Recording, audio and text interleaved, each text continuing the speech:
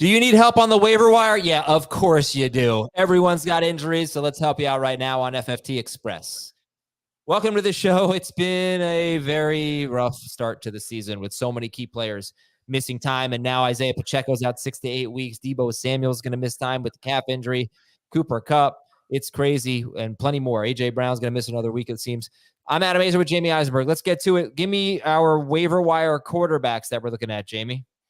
Derek Carr would be the first one to go get, and he feels like he might be the safest of any fantasy option to add off the waiver wire this week. Unfortunately, he plays in the deepest position for fantasy managers. But Derek Carr, Geno Smith, Deshaun Watson, I think Carr and Smith could be long-term answers, and Watson could be a one-week solution because, hey, guess what? He's facing the Giants.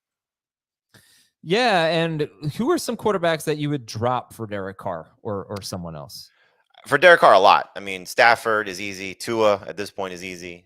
Trevor Lawrence is someone to drop. I would consider, if you just needed a quarterback to see what happens moving forward, even Brock Purdy and Jared Goff, just because of how they've played by comparison to how Derek Carr has played. That could be a mistake, but if you're dealing with some of those struggling performances, why not take a chance on a guy who's as hot as Carr is in a new situation that's working out well for him? Yeah, and look, it's with Purdy. This is a guy that I was targeting a lot. I didn't end up drafting him in a lot of real drafts, mostly mocks, but McCaffrey, having no McCaffrey, I think is hurting him. And now no Deebo? It's not super appealing right now for Brock Purdy. So I get that. What about Caleb Williams for Carr? Yeah, Caleb Williams for sure. A guy that's struggling. At some point, it's going to click for Caleb Williams. It may happen this week against the Colts, and he definitely looked better from week 1 to week 2. Offensive line looked better to a certain extent. But he's had some tough matchups. I've said it from the beginning. I thought the Tennessee Titans defense is going to look much better, and they abused him. And then the Texans defense, we knew was going to be a problem for him. So now he gets the Colts. So that's one that I'd be a little bit trying maybe carry both if you can. So if you had Williams and Purdy, I would probably in this case drop Purdy and go with Carr just as the veteran safety option. But yeah, Kelly Williams is definitely in that conversation to be dropped. Yeah, you can keep an eye on Sam Darnold, Gardner Minshew, then some other guys. And then obviously in Superflex leagues, we get Andy Dalton. Okay, let's go to running backs, Jamie. Running backs to get who do we like? Okay, yeah, this is obviously the big one here because we got to talk about the Chiefs guys. What do you think? I would prioritize Carson Steele first. We'll see if they sign Kareem Hunt. So hopefully you get that answer before you have to run waivers tonight. And that would, I think, lower the upside of Steele. And Samaje Perine is going to have a role. And who knows how much he plays more now that he's more acclimated and there's a need, after being signed just before the start of the season. But they seem to favor Steele on running downs. I would guess that they're going to give him the opportunity to prove he can be the guy, even if they bring in Kareem Hunt. And then if he falters, you go to the veteran who has some familiarity with your system. So I think Steele is the highest ceiling play of the Chiefs and probably all the running backs who are available. Now, there are a couple situations at play here. You can go the Texans route and just see if Mixon's going to miss any time. They've been great running the ball. Since CJ Stroud has been there, we saw Devin Singletary have, number 2 running back production. Joe Mixon has number 1 running back production. So I would take a chance on Cam Akers before Dameon Pierce. But the guys that might be more, safer, just in terms of what you're getting, Alexander Mattison may end up being the best running back for the Raiders. Who knows what happens in that situation? Ty Chandler at some point may end up being the best running back for the Vikings. Jalen Wright is an injury away now for maybe being the starting running back for the Dolphins. And Justice Hill, we know what his role is going to be. Deontay Foreman, we kind of see what his role is going to be. So those are 2 guys that could have some safer production than the volatile situations in potentially Kansas City and Houston. All right, let's take a look at wide receivers on the waiver wire, but we're going to do that after a quick break on FFT Express. We are back, and all right, wide receivers on waivers, Jamie. We have a lot of players in shallow leagues. Maybe Deontay Johnson is available, Khalil Shakir, JSN. Rashid Shaheed's obviously been great. He's 73% rostered. He might be the best one to go get. But the players that are more widely available, who are we looking at? Darnell Mooney, I was impressed. 7 targets, had the big touchdown catch. Was a guy that Kirk Cousins leaned on.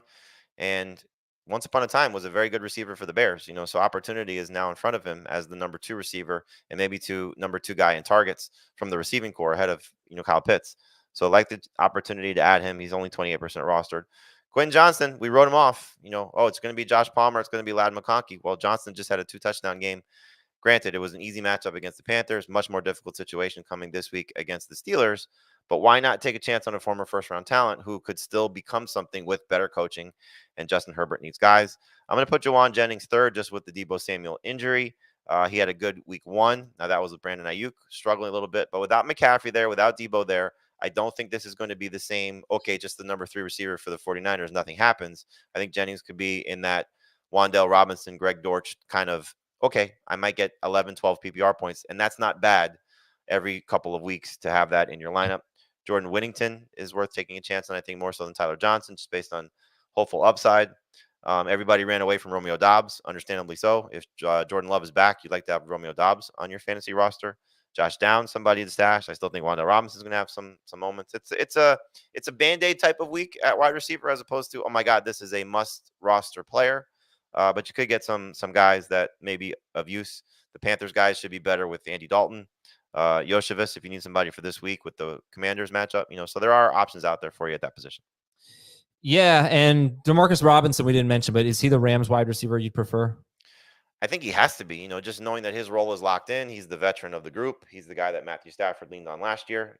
They're going to have to throw the ball a lot. We see the way this team is looking right now defensively. They look like they're going to be struggling, and offensive line is going to, I think, leave them in some bad situations as well. So, yeah, I would say Robinson more so than Whittington or Tyler Duncan. All right, let's go to the tight ends here, and we got David Njoku hopefully playing this week. But Jake Ferguson seems like is going to play this week. Ferguson's 82% rosters. He's been dropped in some leagues. Njoku 84% rostered. Freiermuth is 78% rostered. TJ Hawkinson you could stash. But in terms of the available guys, who are the tight ends you like? Hunter Henry would be the best long term. If it's just a 1 week situation and T. Higgins is out, it would be Mike Gesicki, but we expect T. Higgins to play. So Henry would be 1. Parkinson, just given the Rams injuries, would be 2. And then Gesicki, Zach Ertz. I did take your advice and put Jonnu Smith on there. And then Brenton Strange, just in case that the Evan Ingram situation continues. All right, we have about a minute left. Give me your thoughts on last night's game, Monday night's game, Falcons with a stunning win in Philadelphia. I think the Eagles offense is, without A.J. Brown, did exactly what you expect. Saquon Barkley was still great. He didn't have a touchdown, lost the catch at the end of the game there, but, still total production involved in the passing game. No complaints there. Devontae Smith did exactly what we expected him to do. No A.J. Brown. He stepped up once again, 7 catches, 76 yards, scored a touchdown. Monster.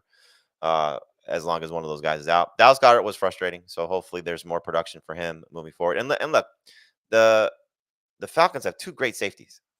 So how much of that played into him not being more productive? I'd like to see what he does this week against the Chiefs. I'm sorry, against the Saints. For the Falcons, I thought big step forward for Kirk Cousins and Drake London. Cousins looked more comfortable, played more under center, moved around a little bit more for what he does. Just, I think, better overall performance. And look, better matchup too. Facing the Steelers, going from the Steelers to the Eagles is a big step down in terms of competition. So he took advantage of that. London touchdown sort of saved his night, but again, step in the right direction. 7 targets. I thought Darnell Mooney again was impressive, and we need to see more from Kyle Pitts. Yeah, this is the case with so many games, but this one in particular really felt like the last minute and a half of the game decided so many fantasy outcomes. There were a ton of fantasy points scored, almost 9 points by Cousins. Mooney was big.